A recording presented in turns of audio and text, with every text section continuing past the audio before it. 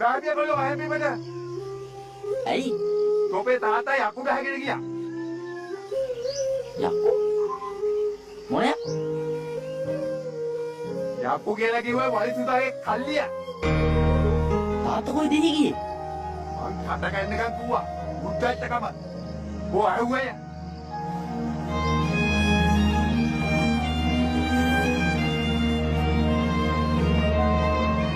තමා මෙුනේ?